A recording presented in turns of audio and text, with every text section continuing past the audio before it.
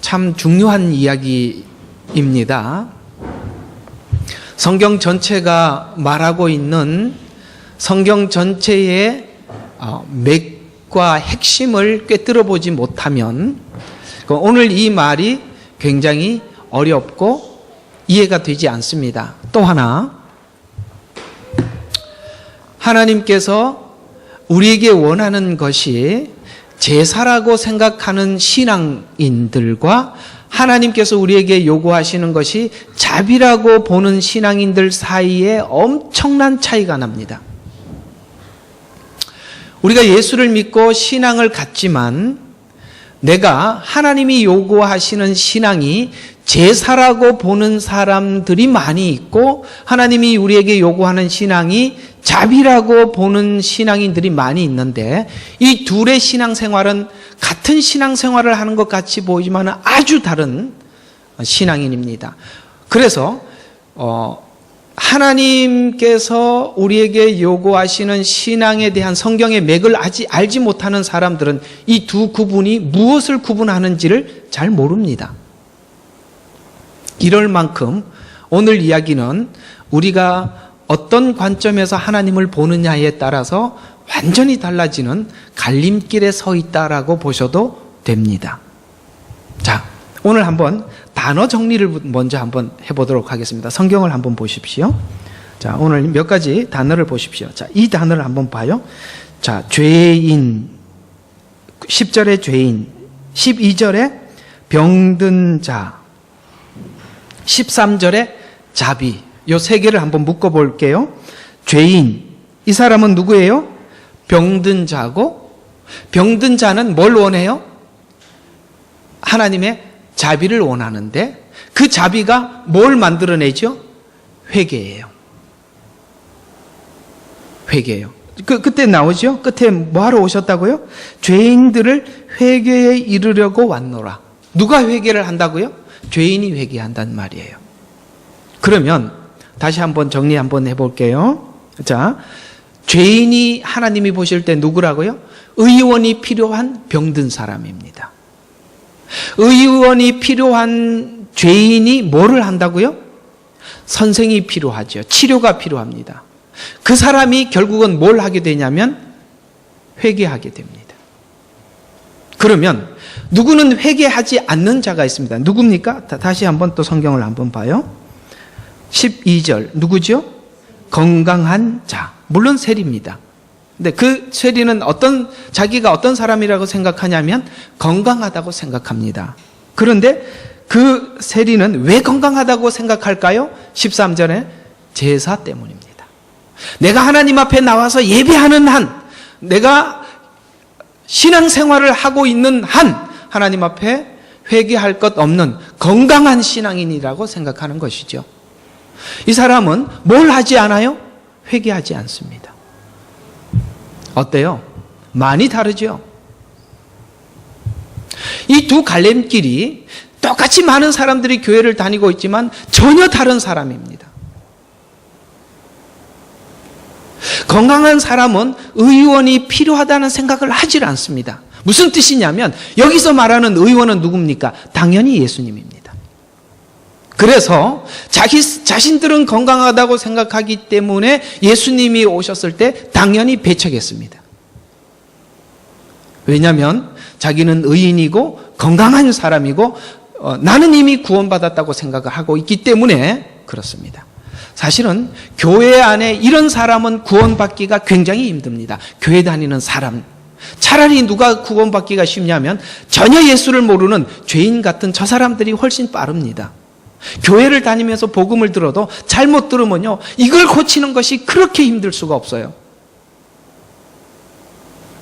오늘도 이렇게 아픈 이야기로부터 출발을 해서 좀 안타깝지만, 왜냐하면 오늘 이 이야기는 성경에서 이야기하고 싶어하는 아주 중요한 이야기를 여기다 담고 있기 때문입니다. 예수님은 이 말을 메시지를 전하기 위해서 사람들의 어떤 그 생각하고 있는 모든 그러니까 고정관념을 확 깨트리는 행동을 하시거든요. 지금 예수님이 오셨습니다. 누구에게 찾아갈까? 누구를 알아줄까? 누구를 만나줄까? 많은 사람들은 굉장히 관심이 있었어요. 그런데 예수님이 선택해 간 집은 바리새인들이 아니라 이상하게도 매국노 취급을 받는 마태의 집에 들어가는 거예요. 깜짝 놀랄 일이에요.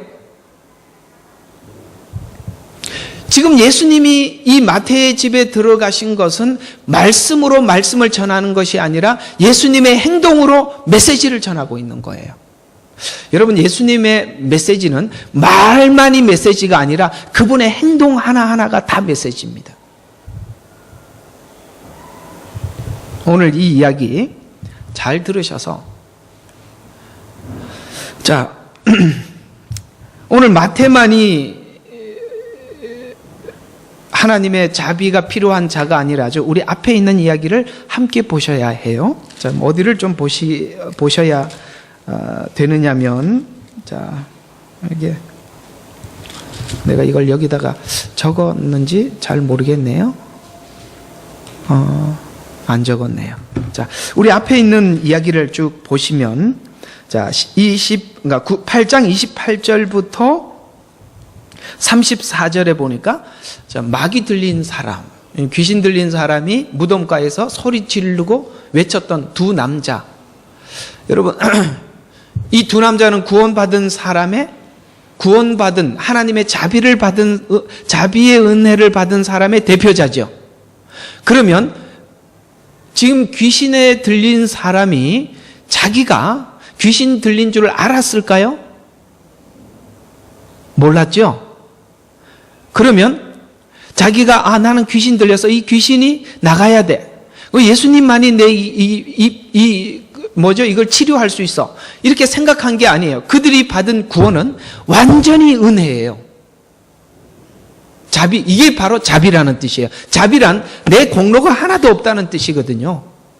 또 하나, 9장 1절부터 저번 주에 했던 내용이죠. 중풍병자. 여러분, 중풍병자가 예수님 앞에 나올 때 친구 4사람이 데리고 왔잖아요. 스스로 올 수가 없어요. 그러면 스스로 하나님 앞에 은혜를 구하러 갈 수도 없는 사람이 친구들의 도움을 받아서 예수님께서 이 중풍병을 고쳐주셨지 않습니까? 이것도 뭐예요? 그가 어떤 것도 할 수 없는데 하나님께서 베푸신 것, 이걸 보고 자비라는 거예요.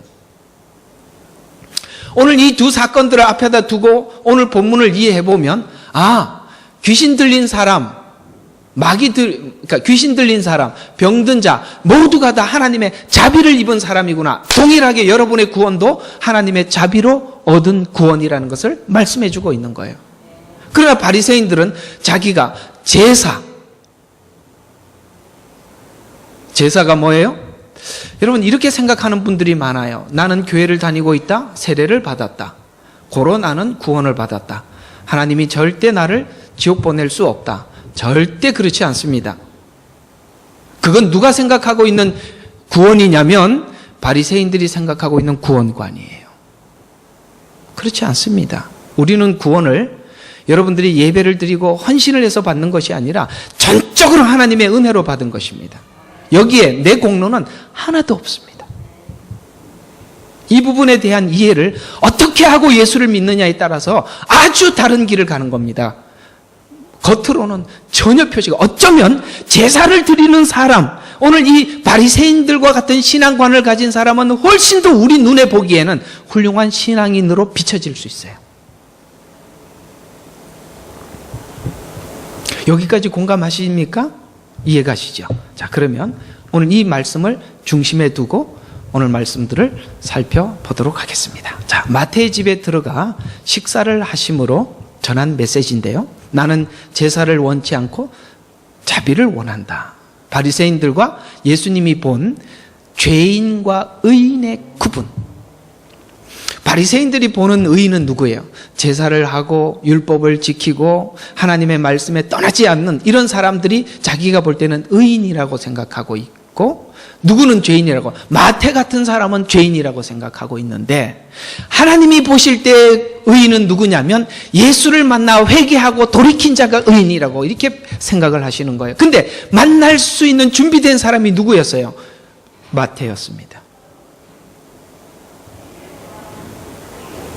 이 부분에 대한 여러분에게 충분하고 풍부한 이해가 있기를 주의 이름으로 축원합니다. 누가 구원과 자비가 필요한가? 의인을 부르러 온 것이 아니라 죄인을 부르러 왔다는 이 말의 뜻이, 자, 오늘 이 9장 13절에 있는 죄인을 찾으러 왔다라는 말의 뜻은 사람 중에는 의인이 없다라는 말을 표현하고 있는 것입니다. 사람 중에는 의인이 없어요. 왜 사람 중에는 의인이 없을 수밖에 없느냐면 우리는 우리 스스로 하나님이 요구하는 의에 도달할 사람이 여기에 아무도 없기 때문에 그렇습니다. 여러분, 하나님이 원하는 의에 도달할 사람이 아무도 없어요. 성경에 보면 그래서 성경은 이렇게 표현합니다. 의인은 없나니 하나도 없으며 라고 이야기를 합니다. 여러분, 성경 속에 나타난 인물 중에 그래도 의인은 없나니 하나도 없다라고 했지만 그래도 이 사람은 그래도 의인 같아 라는 사람 누굴까?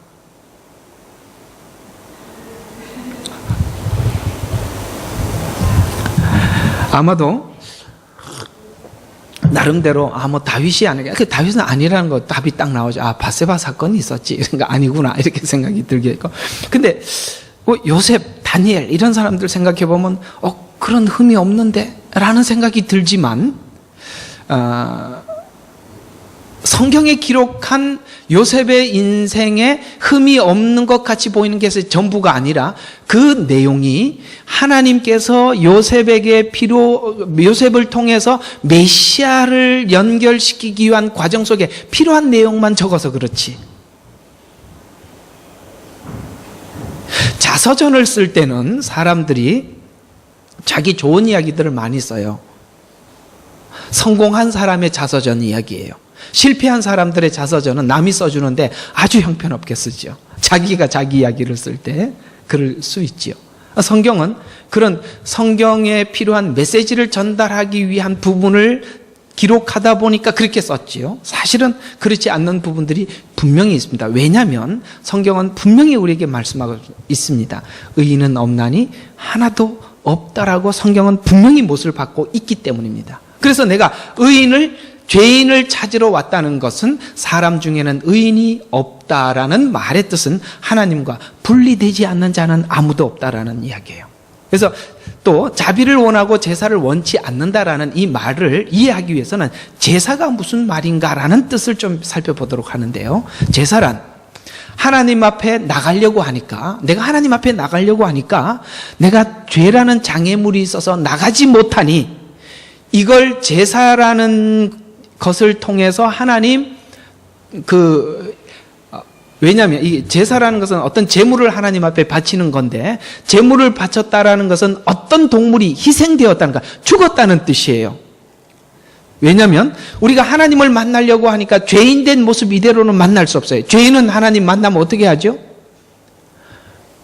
돌격할까 하노라, 내가 너희를 죽일까 하노라, 이렇게 말씀하시죠. 우리가 이 상태로 하나님 앞에 나가면 만날 수가 없어요. 그러니까 하나님은 죄 있는 자는 죽으리라고 했으니까 어떤 재물을 죽여서 대신 갖다 놓는 거예요. 나를 죽이지 마시고 죽은 재물이 여기 있습니다라고 대신 갖다 놓는 게 제사예요. 그래서 구약의 모든 제사들은 희생 제물을 하나님 앞에 바친 거예요. 그런 어떤 죽은 재물이 없이는 내가 직접 갈 수가 없기 때문에 그렇습니다. 지금은 우리가 그런 거 없이 하나님 앞에, 구약의 희생제 없이 오늘 매주 하나님 앞에 나와서 예배를 드리는 이유는 예수님의 피의 제물을, 그러니까 예수님의 그 속죄제의 은혜를 힘입어 우리가 하나님 앞에 언제든 주님 앞에 나갈 수 있는 것이지, 예수님 십자가 사건 없었던 구약에서는 반드시 희생제를 하나님 앞에 드리고 나가서 제사를 드렸단 말이에요. 오늘도 하나님 앞에 여러분들이 예배하러 나온 것은 구약의 하나님이 이스라엘 백성들이 예배를, 제사를 드리는 행위와 같은 것인데, 그때는 모든 제물을 드려서 했고, 지금은 언제든지 주님 앞에 나올 수 있는 것은 예수님의 십자가의 피가 언제든지 주의 이름을 부를 수 있게 했고 주님의 존전에 나올 수 있도록 하셨기 때문에 우리가 하나님 앞에 예배 나오는 거예요. 이런 의미에서 여러분들이 이렇게 쉽게 주님, 예수님의 이름으로 하나님 앞에 예배하러 왔습니다 라고 고백하는 이 예배는 참 감사하고 은혜로운 것입니다. 그래서 사실은 우리가 예배 나올 때마다 주님, 예수님 십자가 은혜 때문에 내가 예배하러 왔습니다 라는 이 마음이 감격스러워지는 것이 여러분의 신앙의 회복입니다. 다시 한번 얘기해 줄게요. 여러분들이 예수님 십자가 은혜 때문에 예배하러 나올 수 있었습니다라는 마음이 감격스러워지는 것이 신앙의 회복이에요. 그런 마음이 교회에 오면서 들었다면 여러분들의 그 등만큼 여러분의 신앙이 회복된 것이에요. 아마도 그러면 여러분들은 빨리 가서 예배하고 좀 더 하나님 앞에 뭐 할 게 없을까 이렇게 볼 텐데, 저는 그게 늘 의문입니다. 참 의문이에요. 그럴까? 이런 생각이 드는데, 그렇구나. 이게 좀 되었으면 좋겠습니다. 그런데 이 제사가 이런 것이 원래 제사의 본질인데 이게 이제 왜곡이 되어서 이들이 지금 바리새인들이 이해하고 있는 제사는 이런 관점에서 보지 않고 지금 이렇게 바뀌어버려서 변형돼 버렸어요. 어떻게 변형되냐면 제사가 왜곡되어서 내가 하나님 앞에 이 제사라는 정성을 드리니 무엇을 주셔야 합니다라는 쪽으로 바뀌어버렸어요. 그래서 제사가 의미하는 것을 정확하게 이해하지 못해서 제사가 내가 하나님 앞에 이걸 하니까 뭘 주십시오라는 조건이 되는 것으로 오해되어서 보상을 요구하고 있는데, 너희는 죄인이고 용서받고 치료받아야 할 대상임을 안다면 조건과 보상이라는 관점에서 나를 보지 말고 자비를 구해야 할 입장에 있음을 마태의 집에 방문하는 것으로 말씀을 전하고 있다는 것입니다. 이해가 가시죠? 그러면 바리새인들이 생각하고 있는 원래 제사는 하나님 앞에 내가 직접 만날 수 없어 어떤 희생 제물을 놓는 것이 제사라고, 이게 성경은 그렇게 이야기하고 있는데, 지금 바리새인들이 이해하고 있는 제사는 하나님 앞에 내가 이렇게 하니까 하나님 제게 뭐를 주셔야 합니다라는 쪽으로 바뀌어져 있는 제사관이에요. 그렇다면 이런 제사관은 바리새인들만 가지고 있는 제사관인가요? 오늘 현대 교회에도 똑같이 이상하게도 저는 이렇게 성경을 보면요, 어쩌면 바리새인들이나 예수님이 그렇게 싫어했던 바리새인들, 율법사들, 서기관들, 제사장들이 가지고 있는 신앙을 어쩌면 현대 교회도 똑같이 가질까? 자기들이 성경에 나타나 있는 근거를 확인하고 보면서도 사람들이 너무 똑같아요. 그런 부분들이, 같은 부분이 너무 많아요. 하나님 앞에 헌금을 했다, 내가 하나님 앞에 예배를 드렸다, 이런 모든 것이 당연히 하나님의 자비의 은혜를 받은 구원받은 사람으로서 당연히 해야 될 행위임에도 불구하고 그것이 우리에게는 나도 모르게 조건이 되어 있다는 거예요. 이 부분에 대해서 저는 그렇지 않습니다 라고 말할 수 있는 사람은 사실 많지 않는 것 같아 보입니다.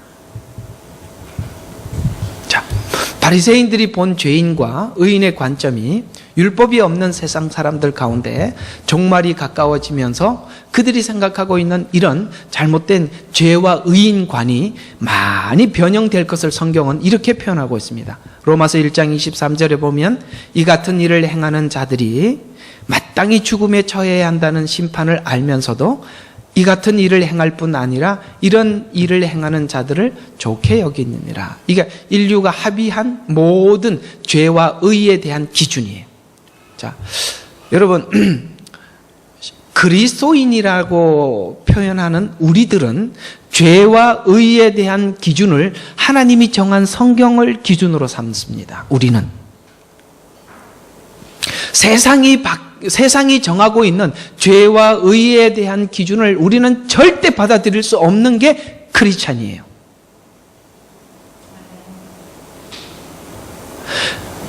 그런데 우리는 세상 가운데 살고 있고 세상 사람들 가운데 거하고 그들과 대화를 하다 보니까 우리도 대화를 하면서도 나도 모르게 죄와 의에 대한 기준들이 세상 사람들이 가지고 있는 기준으로 나도 모르게 변해가고 있어요.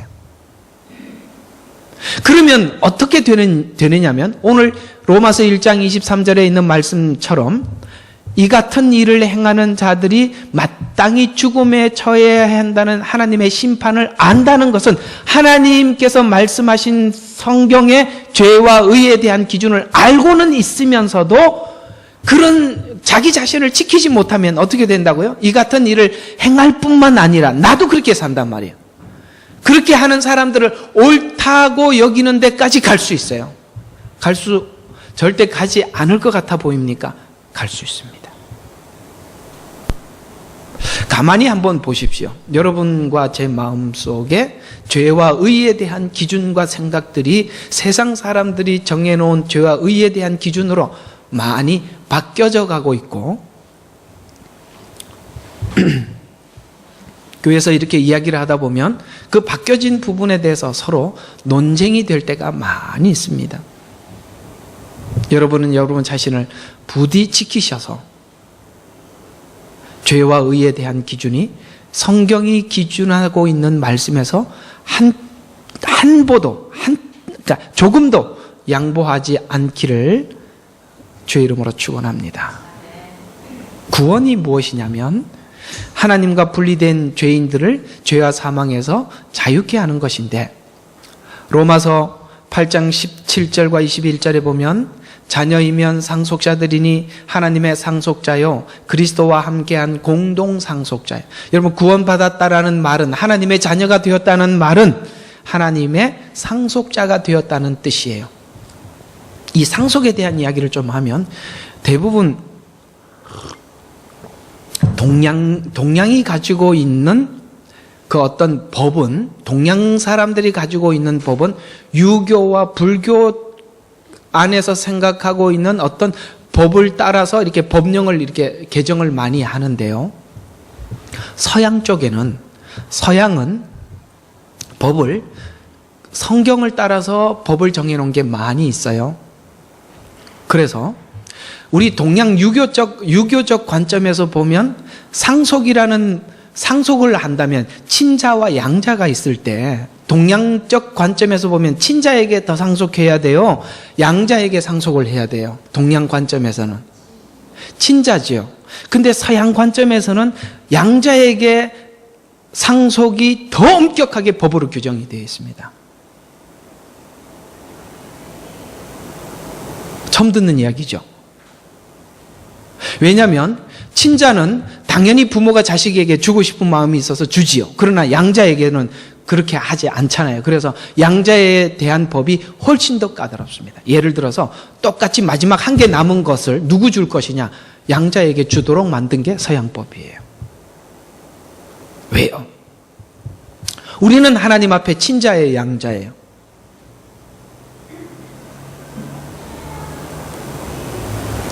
갑자기 대답을 안 하세요? 그렇죠. 우리는 양자로 하나님 앞에 뭐예요? 하나님의 자녀라고 부름을 받았지만 그러나 오늘 여기 한번 보죠. 자녀이면 상속자예요. 이렇게 표현합니다. 자녀가 되면 당연히 상속자예요. 그러니까 둘째 아들이 뭐라고 이야기하죠? 내게 받을 상속을 주십시오라고 받아갖고 먼 나라로 가잖아요. 그러니까 아버지가 주죠. 그러니까 자녀면은 상속을 받을 수 있는 자녀이기 때문에 둘째 아들은 아버지께 상속을 요구했던 거예요. 그래서 자녀이면 상속자요, 하나님의 상속자요.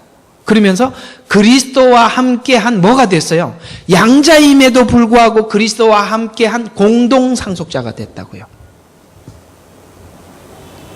무슨 뜻이냐? 우리는 양자로 하나님 앞에 부름을 받았지만 누구같이 상속을 받냐면 그리스도와 같이 친자처럼 상속받는 자가 되었다는 거예요. 왜요? 왜 그렇게 되냐면 예수 그리스도는 우리의 머리가 되셔요. 우리는 그의 몸이에요. 몸과 머리가 분리될 수 없듯이 예수님이 받는 상속과 우리 상속이 다를 수 없다는 뜻이에요. 성경은 에베소서에서 우리를 몸이라고 지칭하고 있고 예수님을 머리라고 지칭한 것은 이런 뜻을 가지고 있습니다. 너희와 예수 그리스도는 분리될 수 없다. 여러분, 분리될 수 없다는 것, 그러니까 분리될 수 없는 것 중에서 보면 몸에 어떤 일부분이 끊어져 나가도 사람은 살 수가 있지만 목과 몸이 분리되면 살 수 없죠. 그래서 목을 치라, 이 말은 무슨 뜻이에요? 죽여라, 이런 말하고 같은 이야기죠. 그러니까 예수님 없는 우리가 없고 우리 없는 예수님이 없다. 그래서 예수님과 하나를 몸과 머리처럼 묶어버린 상태예요. 그러니까 예수님이 상속을 받을 때 머리만 받는 것이 아니라 몸도 함께 받는다, 이 말이에요. 공동상속자라, 이 말이에요. 양자로 하나님은 불렀지만 누구처럼? 예수님처럼, 친자처럼 대해 주신다는 거예요. 공동상속자가 되었다, 이 말이에요. 이걸 누가 아는지, 이렇게 공동상속자가 된 걸 누가 아는지 한번 봐요. 계속 봐요. 우리가 그와 함께 한 공동상속자니 우리가 그와 함께 고난을 받는 것은 함께 영광도 받게 하려 함이니. 예수님이 하나님께 상속을 받고 영광을 받으셨죠. 그 영광을 받기까지 그냥 받은 것이 아니라 고난도 함께 받았죠. 예수님이 받은 고난 크게 두 가지예요. 뭘까요? 하나는 성육신 하신 것입니다. 예수님의 성육신이 고난이 아니다고요? 그거 설명하면 굉장한 사건입니다. 성육신은. 이 세상에 가장 놀라운 기적이 뭐냐? 성육신한 거예요. 부활, 이 두 가지예요. 또 하나는 무슨 고난입니까? 우리 모두가 알고 있는 십자가 고난입니다. 예수님은 성육신하셔서 육체를 입고 오셔서 고난을 당하시고 십자가에 죽으시는 것까지 하나님께 고난을 당하시고 순종하셔서 뭘 하셨습니까? 하나님 앞에 영광을 받으셨죠. 우리도 그 상속을 받기 위해서 예수님이 걸어가셨던 길, 성육신 하시고 십자가를 진 것 같은 인생을 살게 하셔서, 왜요? 왜 그렇게 살게 하셔요? 영광을 우리에게 주시려고요. 그 영광은 이렇게 바리새인들처럼 제사나 드리고 하나님 앞에 대충 해서 받는 구원이 아니라, 영광을 받기 위해서 이 고난을 함께 지나간 고난입니다. 이 현재의 고난들이 우리에게 나타나게 될 영광에 감히 비교되지 못한다고 내가 여기기 때문이라. 자, 이걸 누가 알고 있느냐면 이렇게 될 것에 대해서 피조물이 알고 있대. 참 바보 같아요, 인간은. 누구보다 못한 것 같아요. 피조물보다 못해요. 피조물은 그걸 다 알고 있대요. 이렇게 표현하고 있어요. 피조물은 간절한 기대를 가지고 하나님의 아들들이 나타날 것을 기다리고 있으니 주님의 재림을 기다리고 있대요. 누가? 피조물이. 우리는 모르겠어요. 기다리고 있으니 피조물이, 그래서 그날을 기다리면서 피조물이 허무한데 굴복하는 것은 자의가 아니에요. 오직 소망 가운데 그것을 굴복해 하시는 그분 때문이며, 피조물도 그 자체의 썩어짐의 속박으로부터 해방되어 하나님의 자녀의 영광스러운 자유에 이를 것이기 때문이래. 이게 누가 그걸 알고 있어요? 피조물은 그걸 알고 기다리고 있대요. 그러면서, 자, 구원이라는 무엇이냐? 성경이 말하는 구원은 하나님의 참된 지위와 내용을 회복하는 것, 하나님의 영광을 회복하는 걸 구원이라고 표현하는 거예요. 그러면 하나님의 영광을 회복하는 것이 구원이라면 그 구원은 하나님의 영광된 자리에 나도 같이 서는 건데, 그건 쉽게 이해할 수 있죠. 여러분, 이 형편으로 하나님 앞에 설 수 있는 사람이 있나요? 없어서 하나님은 여러분이 하나님의 영광을 담는 사람이 되도록 고난을 통해서 완성해 가고 있다, 이 뜻이에요. 그러면 왜 하필이면 다른 방법으로 하시지 고난을 통해서만 우리가 하나님의 영광을 회복하도록 하십니까? 이렇게 하나님 앞에 묻고 싶은 마음이 들지요. 하나님, 다른 방법은 없나요? 고난 말고? 근데 왜 이 고난이라는 방법을 동원해서 이렇게 하시느냐면, 자, 이런 의미를 가지고 있는데요. 고난이라는 것은 여러분, 옛날에 한번 이런 사건이 있었어요. 제가 강원도에 이제 아버님이 이제 철도청에 근무를 하셔서 강원도에 지금 살고 있었는데, 그때 큰 수해가 나서 우리 집 앞에 뚝이 2개가 있었어요. 뚝방이라고 하죠. 큰 뚝이 2개가 있었는데 1차 뚝방을 넘고 2차 뚝방으로 이렇게 들어오고 있었어요. 우리는 그 2개 뚝을 지나서 그 안쪽에 저희 집이 있었는데, 사람들이 생각하기를 아마 이 물이 넘치지 않을 거야 하고 태연하게 있다가 갑자기 뚝이 터져갖고 물이 들어오기 시작했어요. 그러니까 이제 동네 살던 사람들이 혼비백산해하고 갑자기 이제 막 산 위로 도망을 가게 생겼는데, 평상시에 아마 터질 거다, 물이 들어올 거다 이랬더라면 미리 옮겨놨을 텐데, 갑자기 들어오니까 지금 도망가기가 바빠서 저희 아버님이 둘을 업고, 저는 좀 크니까 저는 뛰어가고 아버님이 둘을 업고 그냥 들고 온다는 게 그래도 밥 먹을 생각은 했나 봐요. 냄비 하나 들고 뛰어갔는데 집에 가보니까 아무것도 없어요. 다 떠내려가고. 여러분, 고난을 받지 않으면 우리 인생에서 무엇이 중요하고 무엇이 덜 중요한지 전혀 구분이 안 돼요. 여러분 있잖아요. 여러분 힘든 시간을 걸쳐봐야 내가 너무 중요하지 않는데 집중했구나 하는 걸 알게 되잖아요. 그거예요. 하나님은 우리의 영혼을 소중히 여기시고 우리 영혼을 구원하셨어요. 우리는 육체를 가지고 오기 때문에 육체가 가지고 있는 것들에 대해서 중요하게 여깁니다. 그러나 하나님은 영혼을 소중히 여기기 때문에 고난을 통해서 네가 육신을 쫓는 것들에 대한 필요 없는 것들을 하나님께서 제거하게 하시는 것이 고난이에요. 그러면 이것밖에 우리는 이렇게 우리를 위급하게 만들지 않고는 결코 우리는 소중한 것과 소중하지 않는 것을 구분을 짓지 못하기 때문에 그래요. 또 하나는 우리는 계속적인 고난을 통하지 않고는 옛날 습성으로 그대로 돌아가는 습성이 있어요. 어쩌면 이 고난을 긴 시간 계속 끌고 오는 분들도 있을 겁니다. 어쩌면 그게 이렇게 생각할 수도 있는 부분인데요. 여러분이 그렇게 고집이 세다라고 생각하셔도 그게 더 정답일 겁니다. 하나님, 저는 왜 이렇게 오랜 시간 이렇게 끌고 오시지요? 이렇게 물으시면 넌 고집이 그 정도란다. 이렇게 아마 하나님이 대답하실 거예요. 인정하시죠?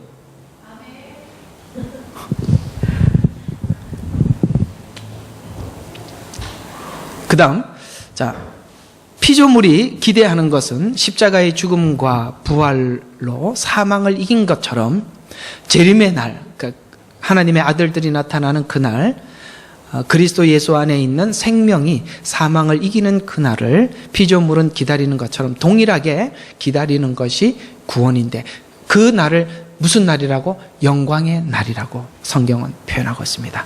여러분, 구원은 바로 주님이 재림하는 그날, 우리가 주님을 만나는 게 구원의 끝이에요. 그건 만나 주실지 안 만나 주실지는 주님이 하실 일이에요. 초림의 주님은 누구를 찾아가시냐면, 초림의 주님은 죄인을 찾아가시는데 재림의 주님은 의인을 만나러 가십니다. 그게 달라요. 지금은 우리가 어떤 신분으로 주님 앞에 나가요? 죄인이라는 신분으로 가는 거예요. 그러니까 예수님 만날 수 있는 유일한 티켓이 있어요. 그게 죄인이라는 티켓이에요. 주님 재림하셔서는 예수 안에서 그 죄가 깨끗하게 된 자들을 만나러 오시는 겁니다. 자, 우리가 하나님이 우리를 구원하신 것은 우리가 무엇을 하기 위해서 구원한 게 아니에요. 이 부분에 대한 오해를 절대 하면 안 됩니다. 하나님 우리를 뭘 시키려고, 뭘 일 시키려고 하는구나. 또 하나는 이렇게 구원받았으니까 열심히 일해야 되지. 여러분, 일에 집중하지 마십시오. 일에 집중하지 마십시오. 우리가 하나님 앞에 일은 구원받은 자로서 당연한 도리이지, 그건 도리라고 생각을 해야 되는 것이, 하나님께서 우리에게 뭔 일을 시키려고 부르셨다 이렇게 생각하시면 안 되는 거예요. 아멘이시죠? 일꾼을 부르러 온 게 아니라 자녀를 부르러 온 거예요. 그래서 하나님이 우리에게 요구하시는 것은, 제사가 아니라 자비라고 했다면, 하나님께 자비를 받으면 뭐가 바뀌냐면 인격과 성품과 마음과 생각, 내면이 바뀌어요. 그래서 성경이 이야기하고 있는 변화는, 그리스도인들의 변화는 전부 다 내면의 변화들이에요. 성령의 열매들을 쭉 보시죠. 사랑과, 갑자기, 자, 우리 성령의 9가지 열매 하나하나 한번, 자, 뭐죠? 처음에? 사랑, 기쁨, 순서대로 좀 한번 외워보세요. 순서대로. 예. 여러분들 지금 이게 갑자기 뜨겁고 더우니까, 갑자기 머리가 딱 멈췄죠. 저도 이렇게 멈춰서 그러는데 9가지 열매들을 가만히 하나하나 뜯어보시면 어떤 외형적으로 나타나는 일이 아니라 내면의 변화인 것을 알 수 있어요. 여러분 있잖아요. 신앙을 제사 쪽으로 이해를 하면 인격과 성품에서 절대 완성하지 못합니다. 가만히 보십시오. 열심히 있는 신앙생활, 열심히 예배드리고 열심히 봉사하는 사람들이 더 독해져 갑니다. 독하다는 표현을 해야 금방 알아차릴 것 같아서요. 더 독하죠. 기도 많이 한 사람 더 무섭죠. 왜 그래요? 내면의 변화가 아니라 이런 것이 자랑이 되기 때문에 그렇습니다. 자비를 이해하지 못하면 절대 내 성품의 변화를 완성할 수 없어요. 너무 끝에 있는 답만 이야기하니까 좀 막연하지요. 그러나 계속 이해하실 것입니다. 이 말이 무슨 뜻인지. 그래서 구원이 실제적으로 인격과 성품에 미치지 못하면 그 구원이 추상적이 되거나 감상적이 되거나 무엇을 해야 한다고 생각을 하게 돼요. 자, 이렇게 되는 모든 구원들은 바리새인들이 생각하고 있는 잘못된 구원관 쪽으로 흘러간 거예요. 하나님의 자비라는 관문을 열고 들어간 분들은 반드시 인격과 성품의 변화가 있어요. 이런 관점에서 보면 우리 언제 한번 우리 한국 목사님들이 여기 시드니에서 모여서 이런 이야기를 한 적이 있어요. 그래서 이 부분에 대해서 많은 분들이 공감을 했는데, 야, 이상하게 우리 호주 교회를 다녀봤고 우리 한국 교회를 지금 목회를 하면서 이 한국 교인들과 호주 교인들의 차이를 설명을 하면서 모든 목사님들이 함께 예, 맞아요. 우리 부인할 수 없어요. 이렇게 했던 한 가지가 있어요. 뭐냐면 열심에 있어서는 호주 교인들이 한국 교인들을 따라올 수 없다. 그런데 성품과 인격의 변화에서 있어서는 한국 교인들이 호주 교인을 따를 수 없다. 이 부분을 우리가 공개적으로 이야기를 하면서 모든 사람들이 예, 저희들이 부인할 수 없습니다. 이렇게 했거든요. 여러분 생각은 좀 어떠세요? 맞는 것 같죠? 그렇다면 우리 이 호주 교인들이 맞는 것 같아요? 우리가 맞는 것 같아요? 바로 이 부분이에요. 그들은 구원을 이렇게 이해를 하고 있고 우리는 바리새인들이 이해하고 있는 쪽으로 이해를 하고 있어요. 그래서 열심에는 굉장히 열심입니다. 근데 열심히 하는 이유들을 보면 구원받기 위해서, 상급받기 위해서 이렇게 가는데, 아니 구원도 받지 못한 사람이 구원받기 위해서 열심히 하고 상급받기 위해서 열심히 하면 뭔 소용이 있어요? 구원받지도 못했는데. 진짜 구원은 분명한 과거와 현재의 변화가 있어요. 어디에? 인격과 성품이에요. 그래서 구원은 율법적이나 종교적인 사람이 되고 마는 것이다. 이렇게 잘못하게 되면 구원은 어디에서 꺼내서 어디로 가는 것이 있어요. 꺼내는 것만이 구원이 아니라 가는 목적지가 있어요. 꺼낸 곳이 어디예요? 애굽이라는 곳이고, 왜 꺼냈어요? 가나안이라는 목적지가 있어요. 그런데 가나안에 들어가기 전에 해야 될 일을 어디서 하는 거예요? 광야라는 시간을 통해서 만들어가는 거예요. 새 거듭난 사람이 들어가서 생활해야 할 가나안 땅, 새 땅이에요.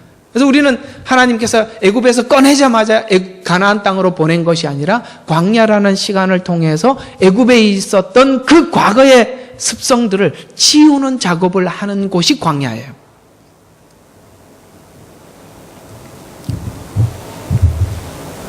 성경에 보면 너희들이 나오긴 나왔으면서도 들어갈 마음이 없는 이스라엘 백성들을 굉장히 많이 하나님은 질책하십니다. 나오긴 나왔어요. 애굽에서 나왔는데 가나안에 들어갈 마음이 없고 늘 뭐만 생각해요? 애굽이 좋았는데, 그때 먹었던 거 좋았는데 우리를 여기다 끄집어내서 여기서 죽게 하는구나 이러고 앉아있단 말이죠.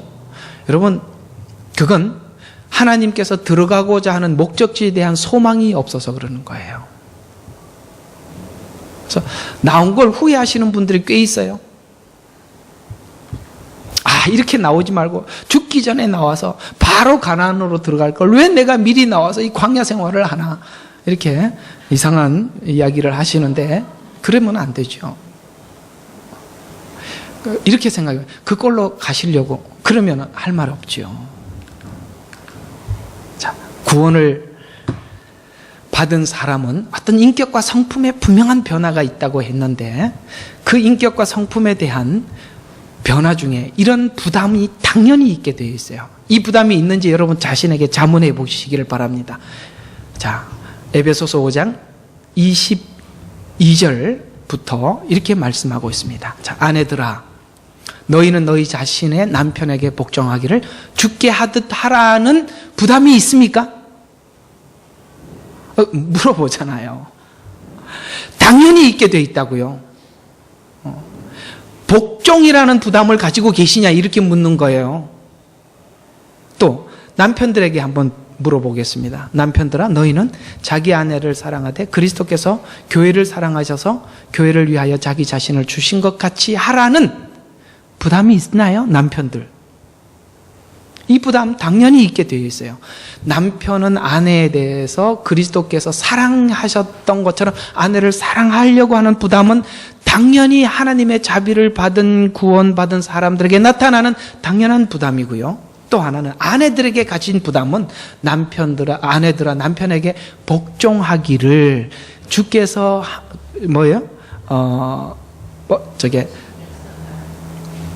그리스도께서 아니죠. 죽게 하듯, 그러니까 죽게 하듯 하는 이런 복종에 대한 부담. 또 자녀들에게 한번 물어보겠습니다. 자녀 되신 분들 한번 보세요. 자녀들아, 주 안에서 너희 부모에게 순종에 대한 부담이 있냐 이 말이죠.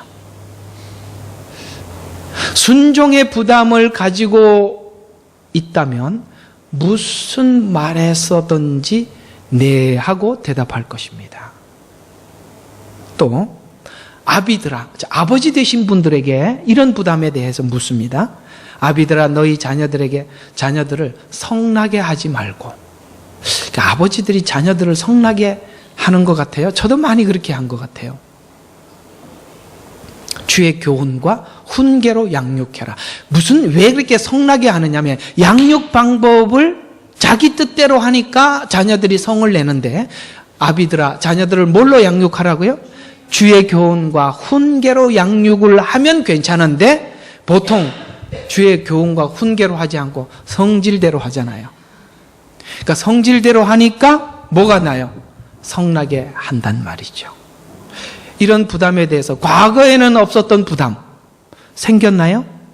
또 종들아, 여러분들이 회사에서 일을 하고 있다면, 직원으로 일을 하고 있다면 이런 생각으로 하라는 거예요. 종들아, 육신에 따른 주인에게 두려움과 떨림으로 복종하되 순전한 마음으로 그리스도께 하듯 하고 사람들을 기쁘게 하는 자처럼 눈가림하지 말고. 무슨 뜻이에요? 사람들에게 하듯 종노릇 했단 말이에요. 그러나 지금 여기 보면은 아내들아, 남편들아, 자녀들아, 아비들아, 종들아, 주인들아 모두가 중간에 누가 끼어 있어요? 그리스도예요. 모든 일에 인간관계에 누가 들어와 있는 거예요? 주님이 들어와 계시는 거예요. 그러니까 모든 관계 속에서 주님을 먼저 생각하게 되어 있다 이 말이에요. 이런 부담이 없다면 여러분은 지금 바리새인들이 생각하고 있는 형태의 구원관으로 이해하고 계시는 거예요. 그리스도의 종으로서 하나님으로부터 하나님의 뜻을 행하여 선한 뜻으로 봉사하되 죽게 하듯 하고, 여기 죽게 하듯 하고, 사람에게 하듯 하지 말라. 주인들아, 네가 사장이냐? 뭐라고 이야기해요? 너희도 그들에게 동일하게 하고 뭐를 그치라? 위협을, 협박을 그치라. 야, 여러분, 주인들은 종들에게 협박을 많이 하는 건가 봐요. 저는 주인이 안 돼봐서 잘 모르겠습니다만 이런 유혹이 있는 것 같습니다. 이런 것처럼 여러분이 주인이 되었다면, 종이 되었다면, 아비가 되었다면, 아내가 되었다면, 어미가 되었다면, 자녀가 되었다면 어떤 위치에 있든지 간에 이제는 사람 대 사람으로 사람을 보는 것이 아니라 사람과 사람 사이에 반드시 그리스도를 사이에 끼워놓고 상대방을 보는 이런 눈을 갖는 자로서 사는 부담을 갖는 것이 성품과 인격의 변화에서 필연적으로 나타나는 하나님의 자비를 받은 사람들에게 나타나는 현상이다라고 이렇게 말씀하고 있죠. 그래서 이 요구는 짐이 아니라 하나님을 사랑하기 때문에 나타나는 관계에서 오는 규례와 법도를 향하여 하나님의 자녀된 지위에서 떨어져 너 스스로를 비참하게 만들지 말라는 거예요. 너희 하나님이 우리에게 요구하는 것이 바로 이런 관계인데 여기서 떨어져 나간다는 것은 너 스스로를 비참하게 만드는 것이다. 왜냐하면 신명기 10장 12절에 보니까 이렇게 이야기합니다. 이제 이스라엘아, 주 너의 하나님께서 내게 무엇을 요구하느냐? 아까 그 요구했던 그 요구예요. 오직 주 너의 하나님을 두려워하고 그분의 모든 길로 행하고 그분을 사랑하여 내 마음을 다하고 혼을 다하여 주 하나님을 섬기며 내가 오늘 너를 내 번영을 위하여 내게 명령하는 주의 계명들과 그분의 규례를 지키는 것이 아니냐. 이게 바로 하나님을 사랑하는 방법인데 이 사랑하는 자를 위해서 하는 것은 힘들어요, 힘들지 않아요? 사랑하는 사람을 위해서 하는 일은 힘들지 않지요. 만약에 주님을 사랑하지 않는다면 오늘 아까 우리에게 요구했던 아내들에게, 남편들에게, 주인에게, 종에게 주었던 이 모든 것들은 당연히 짐이 될 수밖에 없어요. 어때요? 여러분 신앙이 짐이십니까?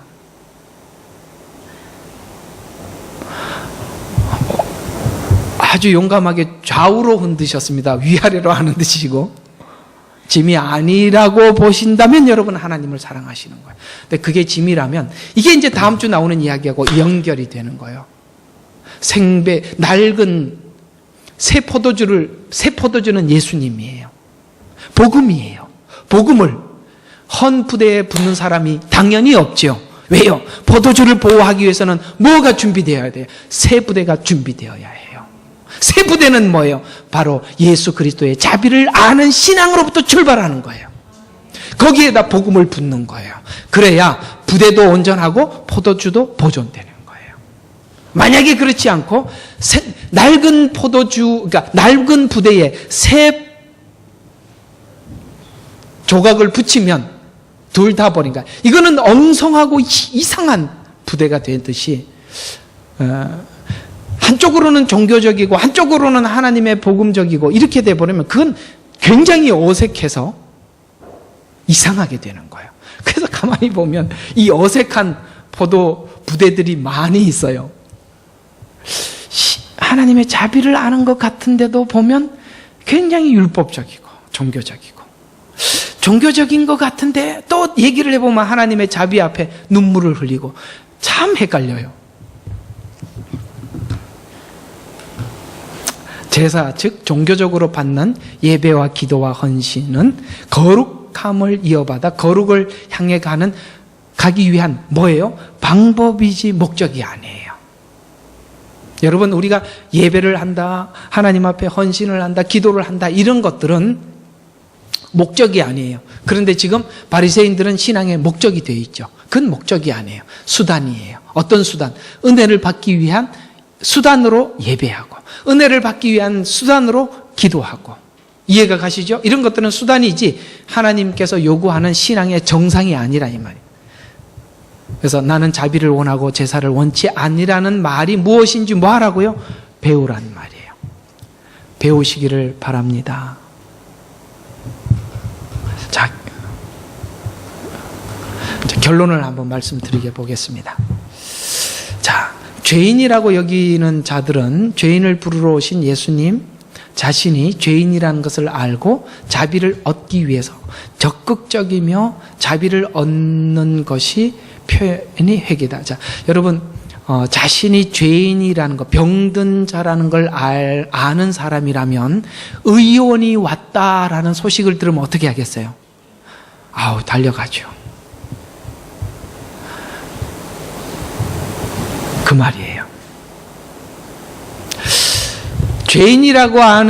죄인이라는 걸 아는 사람, 이 죄 문제를 내 스스로 해결할 수 없다고 아는 사람만이 예수님 앞에 발벗고 나갈 겁니다. 그런 사람이 있었어요. 누굴까? 삭개오입니다. 누가복음 19장 1절과 10절에 좀 간략하게 줄여서 보면, 삭개오라는 사람이 있었는데 그는 세리장이요 또 부자더라. 그가 앞으로 뭐 했어요? 달려가서. 왜요? 죄인이니까, 은혜를 받아야 되니까 달려가요. 여러분 세리와 같은, 삭개오와 같은 마음이 필요해요. 우리에게는 은혜를 받기 위해서 앞에 달려나가는 그런 태도가 필요해요. 삭개오야, 그러니까 앞으로 달려가서 주를 보려고 뽕나무에 올라가니, 삭개오야 속히 내려오너라. 오늘은 내가 너희 집에서 묵으리라고 하시니 서둘러 내려와서 주를 영접하더라. 무리가 그것을 보고 모두 수군거려 말하기를 그가 죄인과 더불어 손님이 되어 들어갔도다라고 하더라. 그때 삭개오가 서서 주께 말씀드리기를, 보세요, 이렇게 달려가서 은혜를 받은 자가 어떤 열매를 맺는지 한번 보란 말이에요. 말씀드리기를, 주여 내 소유의 절반을 가난한 사람들에게 나누어 주겠나이다. 그리고 내가 누구에게 부정한 방법으로 착취한 것이 있으면 4배로 갚아주겠나이다 라고 하니, 예수께서 그에게 말씀하시기를, 오늘 구원이 이 집에 이르렀으니 그도 아브라함의 아들이기 때문이라. 인자가 온 것은 잃어버린 자를 찾고 또 구원. 이게 무슨 뜻이냐면, 구원 받으려면 내 소유를 팔아갖고 절반을 가지고 어려운 사람들 도와주고, 내가 불의하고 착취한 거 있으면 4배를 갚는 것이 구원이다, 이 말이 아니라, 이 말의 뜻은 구약에서 이웃에게 잘못했을 때 행하는 태도를 자기가 완벽하게 취하겠다는 고백이에요. 그래서 구약에는 남으로부터 갈취한 것이 있다면 4배로 돌려주는 것이 최고로 보상해 주는 거예요. 지금 이 회개를 이렇게 표현한 거예요.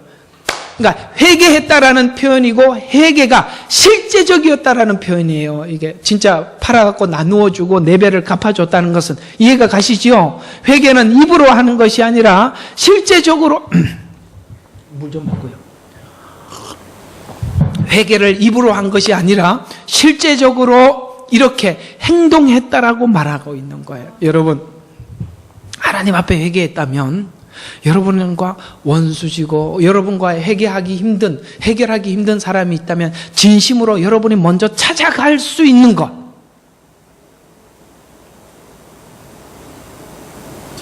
한번 이렇게 이야기를 했더니 누가 이렇게 이의를 제기했어요. 나는 저 사람이 싫어하고 마음이 돌아섰는데 저 사람이 내가 돌아선 줄도 모르고 있었는데 내가 가서 잘못했다면 이 사람이 깜짝 놀라지 않겠나? 제가 그 부분에 대해서 충분히 이해가 갑니다. 그런 관계라면 그러니까 그 사람이 모르고 있다면, 보통 죄 지은 사람들은 자기가 잘못한 거 잘 몰라요. 상처받은 사람만 혼자 알고 있는 게 많아요. 가만히 한번 보세요. 여러분들은 누군가로부터 받은 상처들이 많이 있는데 상처 준 사람은 대부분 잘 모릅니다. 그 사람은 그게 생활이에요. 그러니까 흔히 하는 좀 쉬운 표현으로 환장할 노릇이죠. 나는 죽을 지경인데 상대방은 전혀 몰라요. 그래서 나중에 나는 이것 때문에 굉장히 속상했다면, 그게 왜 힘들어? 이러고 앉아있죠. 남은 며칠 잠도 못 자고 있었는데, 그게 더 황당하죠. 저는 상종 못할 인간이네. 이렇게 하지 말라는 거예요. 이게 바로 자비를 얻은 사람들이 살아가는 삶의 방법이에요. 여러분, 오늘 삭개오가 구체적으로 행동한 것처럼 여러분의 구체적인 행동이 뭐가 있냐면, 어떤 사람은 아직도 주님 이 행동을 할 수 있는 결심할 내가 이렇게 행동하고 결정할 수 있도록 하나님께서 기회를 주십시오. 그런 마음을 주십시오. 그 기도를 이게 몇 년째 하고 있는 분이 계시는데, 그러면 안 돼요. 지금 몇 년, 이게 지금 예수 믿은 지 몇 년 됐어요. 예? 은혜 받은 지 몇 년 됐어요. 아직도 주여, 하나님, 아직도 이게 결심이 서지 않습니다. 하나님, 결심 서게 될 줄로 믿습니다. 될 줄로 믿는 게 아니라 여러분이 결심을 하셔야죠. 하나님 보고 자꾸 해달라고 그러지 말고 여러분 자신이 뽕나무에 올라가는 열심을 내란 말이에요. 왜 그걸 안 해요? 자기는 뽕나무 올라가지도 않고 하나님 앞에 뭐 하지도 않고 하나님이 해줄 때만 기다리고 팔짱 끼고 앉아있어요. 내가 달려가야죠. 오늘 한번 다시 거꾸로 한번 볼까요? 이거 다시 한번 보자고요. 그가 앞으로 달려가서 보려고 뽕나무에 올라가니, 이게 중요한 이야기라고요. 달려가라고요. 뽕나무에 올라가라고요.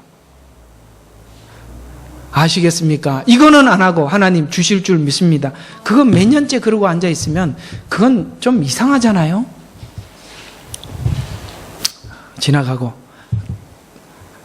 자, 오늘 이야기들을 한번 맺어보겠습니다. 제사로 때우지 마십시오. 하나님의 자비가 여러분 속에 스며들어 오셔야 합니다. 그리고 그 자비가 들어온 열매로 반드시 여러분의 인격의 변화가 일어나야 합니다. 이게 하나님이 여러분과 제게 주신 구원이에요. 어때요? 여기에 아무도 이 일을 달 자가 없지요. 기도하겠습니다.